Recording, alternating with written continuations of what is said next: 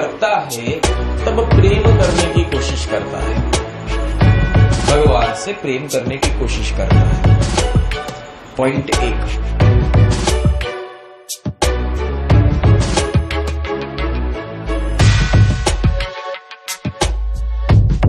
भगवान का स्वरूप और भगवान का एलिमेंट या तो ईश्वर का जो एलिमेंट है वो एक फ्रेम है। ईश्वर कैसे होते हैं उसका एक अलग फ्रेम है।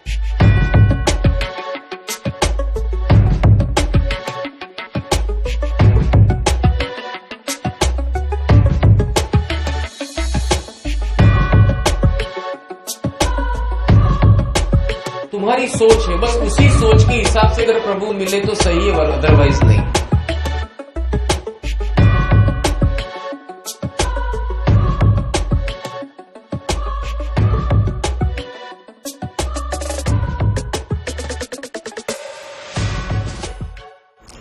दूसरा पॉइंट, जब वो भक्ति करने की कोशिश करता है तब वो भक्ति किस तरह की करना चाहता है वो मैं समझाता हूं।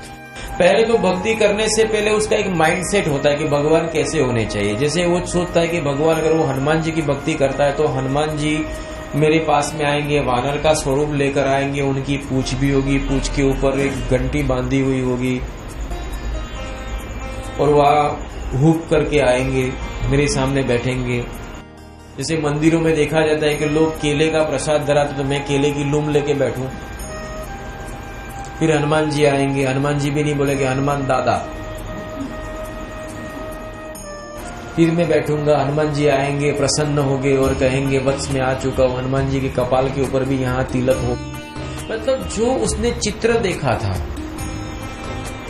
कैलेंडर में, किसी कथावार्ता की किताब में या तो किसी टीवी सीरियल में, तो बस वही मेकअप और वही गेटअप की कल्पना वो कर लेता है। तो मतलब दिखावा उसने फिक्स कर दिया, हनुमान जी मुझे ऐसे ही मिलेंगे। दूसरी बात, वो भगवान के बारे में एक स्वभाव निश्चित कर लेता है। भगवान के बारे में कैसा स्वभाव निश्चित करता है? एक, भगवान उसकी मर्जी के हिसाब से होने चाहिए। मतलब भगवान को अधिकार नहीं कि वो अपनी मर्जी से तुम्हारे सामने आए। भगवान का स्वरूप और भगवान का एलिमेंट या तो ईश्वर का जो एलिमेंट है वो एक फ्रेम है। ईश्वर कैसे होते हैं उसका एक अलग फ्रेम है। वो फ्रेम से विरुद्ध तुम अपने मन की फ्रेम से उनको देखने की इच्छा रखोगे या तो मिलने की इच्छा रखोगे। जैसे भगवान के पास तुम जाओगे तो भगवान पहले तुमको गले लगा देंगे, आज्ञा वत्स। मुझे बताओ, तुम किसी अनजान व्यक्ति को कैसे गले लगा देते हो? चलो किसी मंदिर में कोई महाराज मिल गए, चलो आगे वत्स, तुम ऐसा करोगे? प्रैक्टिकल में तुम नहीं करोगे, अगर कल्पना में तुम यही चाहोगे भगवान मुझे ऐसे ही मिले। दूसरी बात है, भगवान अगर मिलने की बात करें आकार में मिलना चाहते, पर आकार में पृथ्वी पर से नहीं आसमान से आने चाहिए। कुछ लाइट होनी चाहिए, लाइट के बीच में से प्रकाश करके वो उनका लैंडिंग होता है और वहां से मिलने चाहिए।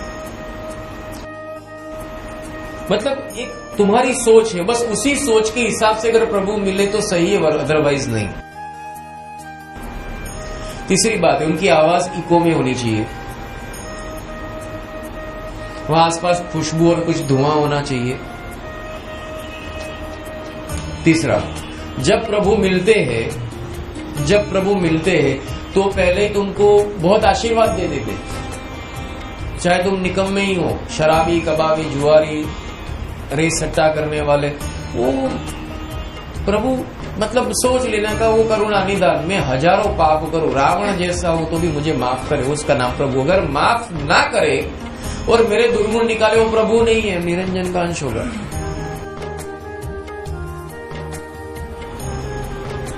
क्योंकि मनुष्य एक ही चीज सोचेगा, भगवान मतलब दयालु, और दयालु मतलब मेरे हजारों गुना, मतलब मैं गुना करने के लिए तो जन्म लिया हूं और मेरे एक एक गुना 100% झाड़ू पोछा करके साफ करके मुझे कुछ भी ना बोले, उसका नाम प्रभु।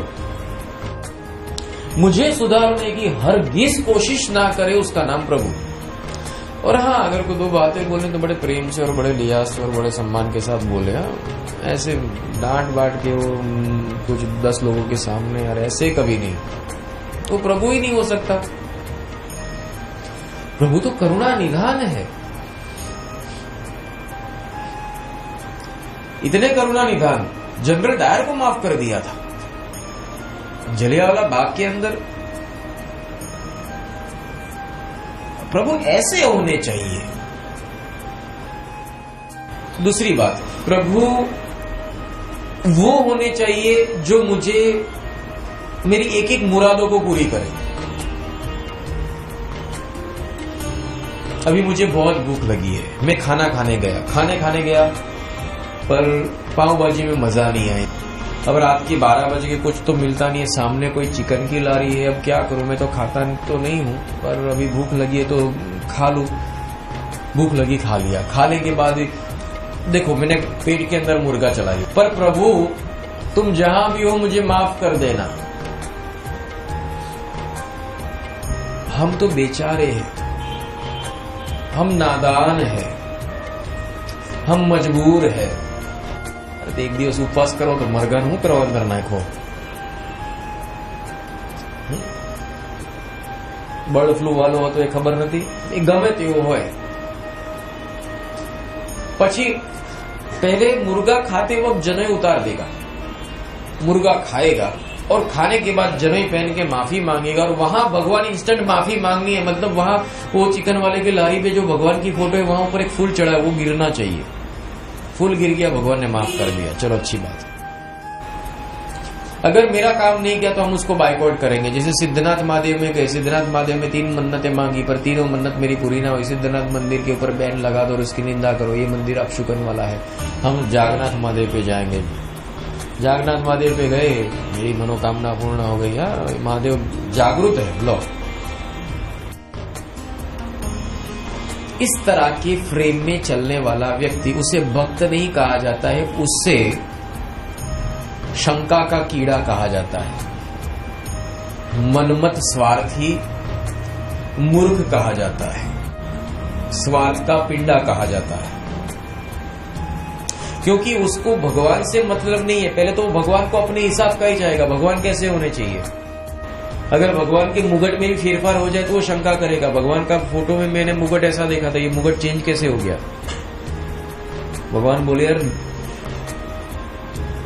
पहनना थोड़ा डिफिकल्ट है, हैवी होता है, सर्वाइकल हमको भी हो सकता है, सर्वाइकल पेन हमको भी हो सकता है, और सोने का मुगट है वो हैवी होता है।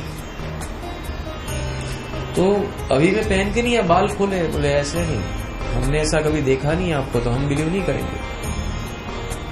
लेबोरेटरी में ये टेस्ट करवाइए। भगवान की हमारा जीन्स की स्टोरेज ही नहीं है तो कैसे टेस्ट करोगे। बोले हम नहीं जानते, कुछ तो टेस्टिंग मुझे करवाना है बस आपका। सोच समझ मन के द्वारा होती है और मन की फ्रेम से तुम ईश्वर की भक्ति करना चाहते हो, कहां से ये कार्य पूरा हो। It is impossible. इसीलिए परमात्मा के तत्ववाद की फ्रेम और परमात्मा को जो मूल स्वरूप है, उस मूल स्वरूप के फ्रेम में तुम्हारे मन प्रदेश से तुमको निकालकर आत्मीय प्रदेश में ले जाकर तुमको तत्वबोध गुरु कराते हैं। इसीलिए कहा जाता है कि कृपा करे गुरुदेव।